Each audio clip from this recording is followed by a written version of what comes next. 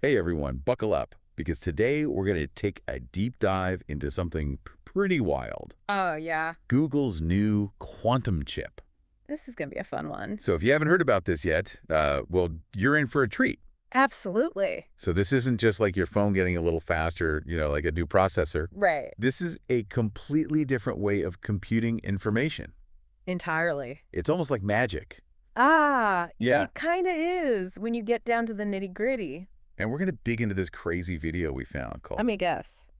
Google's new W quantum chip. Could change the world.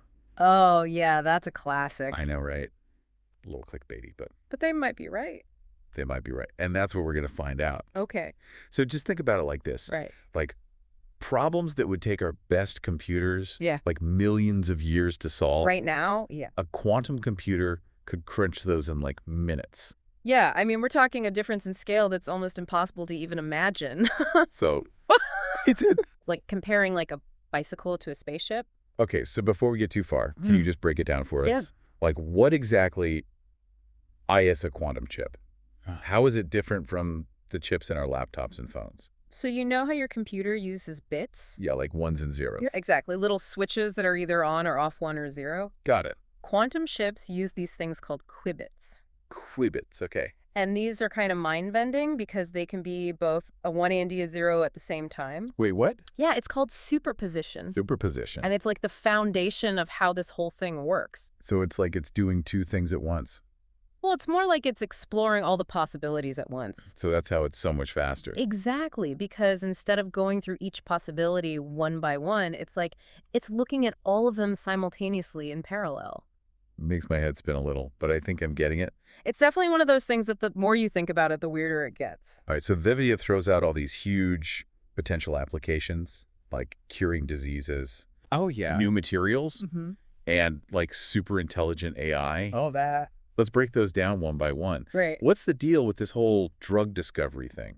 So imagine you're trying to design a new drug, Okay. like a cure for some disease. Right. Right now, we use computers to simulate how different molecules would interact. Like to see if they'd work. Right.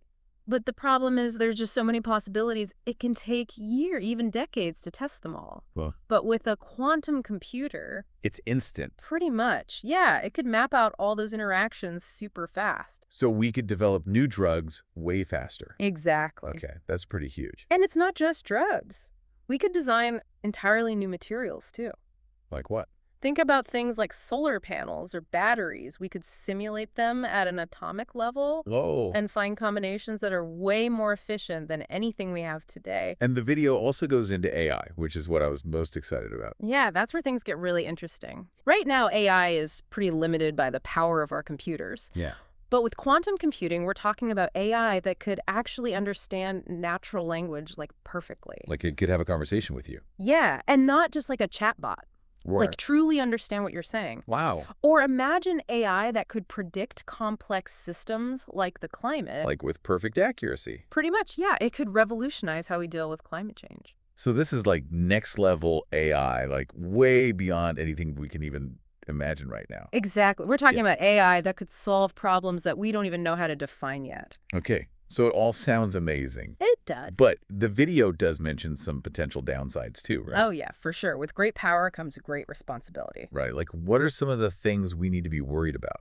So one big one is encryption. Like the stuff that keeps our data safe online. Exactly. A powerful enough quantum computer could potentially break all the encryption we use today. Yeah, that means all our online banking, our emails, our personal information could be vulnerable. So we need to come up with totally new ways to protect our data. Yeah, that's going to be a huge challenge. And then there's the whole issue of access. Right. Who controls this technology? Who gets to use it? Because if it's only in the hands of like a few powerful companies or governments, that could be a problem. It definitely raises some ethical questions about how this technology should be developed and used.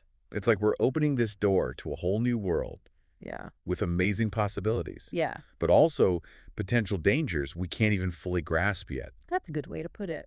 But one thing's for sure, this Google chip is just the beginning. Oh, yeah. This is just the tip of the iceberg. There are tons of other companies and research groups working on this stuff too. Absolutely. It's a global race at this point. So, to everyone listening, if you're as fascinated by this as we are, Which you should be. I encourage you to do some more digging. Yeah. See what else is out there. Like, what are other companies like IBM or Microsoft doing in the quantum space? What breakthroughs are on the horizon? There's a whole rabbit hole to explore here. It's going to be a wild ride. And we'll be here to help you navigate it. As always. So until next time, happy exploring. See ya.